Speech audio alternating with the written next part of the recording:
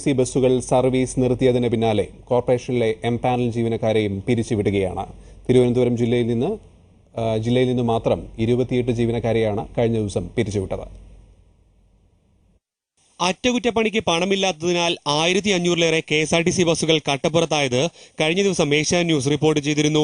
ഇതിന് പിന്നാലെ bus body നിർമ്മാണത്തിനായി നിയമിക്കപ്പെട്ട എംപാനൽ ജീവനക്കാരെയും മാനേജ്മെന്റ് പിരിച്ചുവിടുകയാണ്.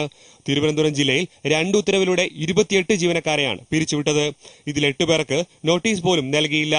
കോഴിക്കോട്, മാവേലിക്കര, എടപ്പാൾ എന്നിവിടങ്ങളിലെ വർക്ക്ഷോപ്പുകളിലെ എംപാനൽ ജീവനക്കാരും പിരിച്ചുവിടൽ ഭീഷണിയിലാണ്. സംസ്ഥാനത്താകെ 700 എംപാനൽ ജീവനക്കാരാണ് ബസ് ബോഡി നിർമ്മാണത്തിനായുള്ളത്. കഴിഞ്ഞ 17 മാസത്തിനിടെ 1600 ബസ്സുകൾ ഇറക്കേണ്ട സ്ഥാനത്ത് 544 ബസ്സുകൾ മാത്രമേ ഇറക്കാനായുള്ളൂ. ബസ്സുകൾ കട്ടപ്പുറത്തും ബോഡി നിർമ്മാണത്തിനുള്ള ജീവനക്കാർ പുറത്തേക്കും പോകുന്നു. ശബരിമല സീസൺ തുടങ്ങാനിരിക്കെ KSRTCയിലെ പ്രതിസന്ധി രൂക്ഷമാവുകയാണ്. KG Kamalesh, Asianet news, Thiruvananthapuram. Kozhikode corporation മുൻ ഭരണസമിതിയുടെ